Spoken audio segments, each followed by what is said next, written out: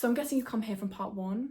If you haven't, definitely go check out part 1 below. This is kind of how I introduce what I'm talking about and why I think conserving your energy is so crucial, and how, you know, it kind of like sets up this video a little bit. I talk about things like friendships, limiting beliefs, picking your hard, and how you can prevent yourself from spiraling and thinking of the worst case scenario. So if you want to check that out first, I feel like that kind of like creates the foundation for this one. But if you are here from part 1, welcome back. Thank you so much for watching. If you do enjoy this video, please don't forget to like and subscribe. I really appreciate that. Cannot wait to build this community even more. If you're into self-development, self-help, you know, wanting to realize that you are a force to be reckoned with, then definitely stick around, because I feel like this is going to be the channel for you. Anyway, with that though, welcome to part 2. Let's go. Now, the first one I think is something that we all can relate to. I'm definitely still guilty of it, and sometimes I find it really difficult to do this, but just being a bit of a yes man, like finding it very difficult to say no when we really want to say no. Most of us grapple with this, right? It's something that as a society, in order to want to kind of like be close with our friends and want to be able to be social, sometimes we say yes when we really want to say no. But the problem with this is you end up using up so much energy, resenting not only your friends but yourself for not saying no when you really want to say no. Again, we utilize so much of our energy that would have been better spent resting, being introverted, doing our own thing, or doing something else that we actually want to do. It's all about being authentic as well. Like when we say yes when we want to say no, we are having to like essentially abandon ourselves to do that, and that resentment is just not healthy. It utilizes so much like angst in you, and it's just not good for your emotional hygiene to have that boiling inside you. Resentment is one of the most destructive things, not only for other people and your relationship with them, but for yourself as well. And if that builds up too much and you keep saying yes when you want to say no, especially when that maybe those other people have got used to you saying no, it's just going to be explosive. And I've definitely had this where people have clocked on that I've been a bit of a yes man in the past, or like said yes when I really want to say no, and they have continued to kind of push it because I also can't say no, and then I've ended up just being like, no, I just don't want to do any of it, and then they're kind of like a bit shocked. So I think if you can just say no as much as you can when you want to say no, it's just going to save not only your relationship with them but also your relationship with yourself, because you're not building that resentment up and utilizing that energy that could be spent either resting, doing what you need to do, and like having your own time, working on your purpose, doing whatever you actually want to do that wasn't maybe doing what they want to do. And you'll be resentment free because you're like, okay, yeah, I might feel a bit bad that I let them down, or they might make me feel guilty for letting them down or not doing what they want, but at least I'm not resenting myself. Like at least I'm peaceful in myself that I chose myself and I didn't have to abandon myself, because I think self-abandonment is so destructive. So when you're kind of committed to being authentic and doing what aligns with you and saying no when you need to say no, is that kind of self-love is going to sort of fill you with so much energy.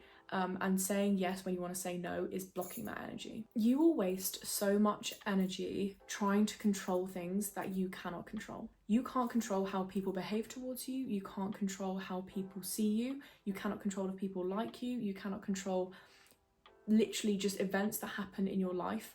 And it's all about how you choose to deal with it that is going to make or break your energy levels. When we try and control things that we cannot literally control, we end up getting so frustrated, so disheartened, bewildered, and hurt when people inevitably let us down. When people say just have no expectations, they're not saying don't have boundaries, don't have standards. There's a difference. I think it's one of those things where humans get so frustrated because they expect one thing from somebody and then they do another. We try and hope that they will change, or hope that our expectations will eventually be met. That just doesn't happen. And I think this is where the let them theory comes in so perfectly. If you follow Mel Robbins, she's fantastic. She discusses this. This is her theory. She's very on it with anxiety. She experiences a lot of anxiety. So she talks about this a lot.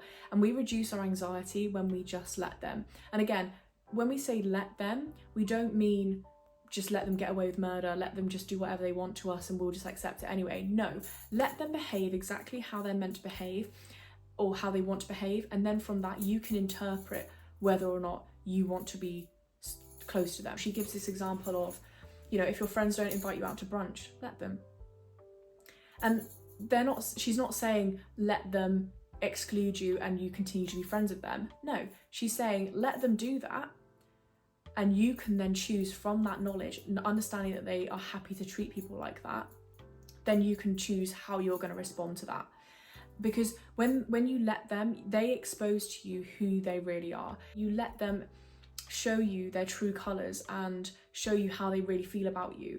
And the great thing about that is you can then assess whether or not you want to keep them around. When we try and control people, we're preventing them from being their true selves. So when they inevitably do show up as being their true selves, or they do things hurtful, which is how they probably truly feel, or that's how they truly are, we feel disappointed in that when they kind of reveal who they truly are, because we expected something different, we tried to control them, and it still resulted in them doing things that were hurtful, or not doing what we expected of them, and we become disappointed. When really, if we just let them behave in accordance with who they truly were in the first place, we wouldn't have hurt our own feelings by sticking around. You use up so much energy being upset over them not meeting your expectations, or them inevitably acting in a way that you can't accept. I think it's about attachment as well. Like when we're attached to how people should be, or what we expect of them, or whatever, it means that when they do the opposite or something outside of that, we're shocked and we're bewildered and we feel all these negative emotions. But if we did just detach and we're able to recognize that it's not about us, it's about them, you know, they're going to act however way and it's got nothing to do with me. When we can detach like that, we can find a lot of peace in not needing to control it. You know, we feel neutral when they behave either way, because we just think, yeah, but we're not attached to however way they behave. We're not hoping that they'll behave in a certain way. Sorry, I had a bit of a camera problem there. That's always the way with being a YouTuber.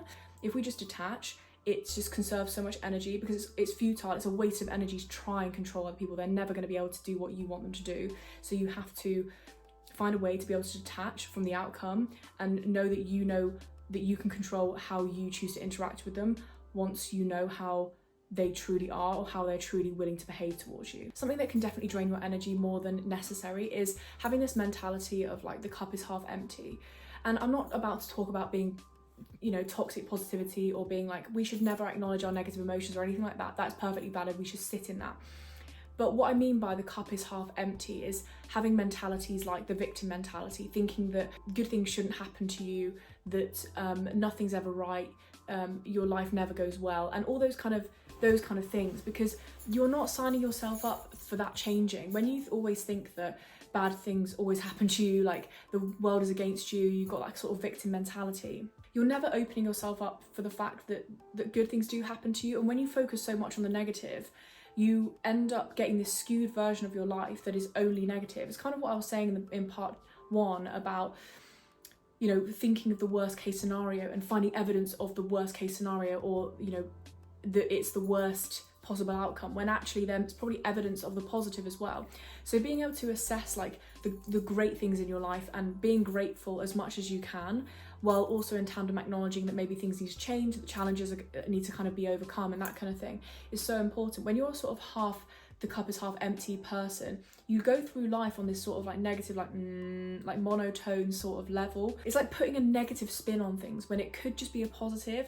And the thing is, when we put a positive spin on things, we're rising, and we're, you know, it's a sort of upward spiral. When we have this, you know, the cup is half empty, we have this like negative downward spiral. So which one is better? Which one is going to actually push you forward and maybe create success for yourself or create abundance for yourself? It's definitely not going to be the latter.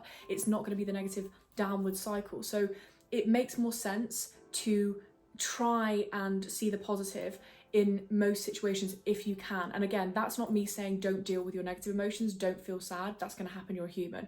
But to not dwell on it and to not let it define you is so, so crucial. Having the cup half full mentality is like seeing things through a lens of positivity. Like you're going to see opportunities more, you're going to see the best in people more, you're going to see a sort of richer version of life. When you're looking at things through this negative lens, even positive things you're going to be seeing in a negative light. Even good things that happen to you, you're always going to be think of like the negative part of it, or the negative aspect of it. Like that's just going to drain you so much. It's going to be such a cloud over your head. Focus on the things that are going well. Focus on, there's always going to be challenges, there's always going to be difficulties, always. But if you can focus on the things that are good and that are going well in your life, and you can also realize that things on balance are probably better than you thought they were when you had this sort of cup half empty mentality. Having this habit of complaining, especially about small things, is just lowering not only your mood, but the people around you, their mood. They're going to find it kind of draining to be around you. It's going to leave you potentially isolated if you're a bit of a negative drain on people. But if you can, yes, obviously complain about some things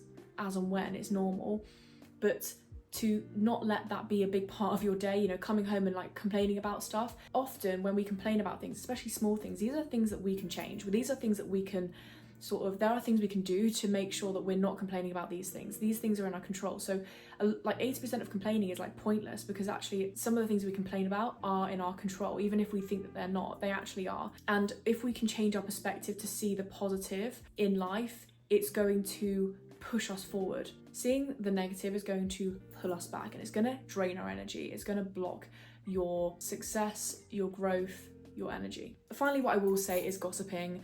This is something that, obviously I think as humans sometimes we use it to connect, fair enough. A little bit in here and now is not going to be that deep. But gossiping is inherently focusing on external things, on other people, instead of focusing on yourself. I'm having a few camera troubles, so hopefully it's going to work this time.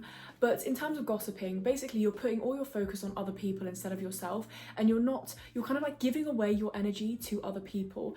Again, sometimes, like I said, it's okay to want to connect with people and certain things, but generally making gossip a big part of your life, coming home, gossiping to your partner, gossiping to your friends about things that don't really affect you that much in your life is such a waste of your energy. You're giving away your energy to things that don't directly impact you, that don't really matter, that aren't towards your goals and making yourself grow. It's just this sort of like space to maybe like vent, but aside from that, it's such a waste of your energy to gossip. And also, gossiping is for people, in my opinion, that don't really have much going on in their life.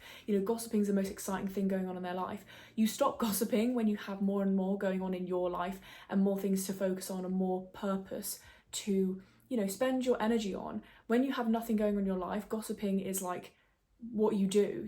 Anyway, that is it for today. Thank you so much for watching. Like and subscribe if you did enjoy this video, you gleaned some value. Go and watch part 1 as well if you haven't already. I really hope this made you feel like you can sort of like work towards your goals, get out of your own way, get unstuck, because that's what energy sort of liberation is all about. You're bringing all that energy back to yourself. Anyway, thank you so much for watching, and I will see you in my next video. Bye.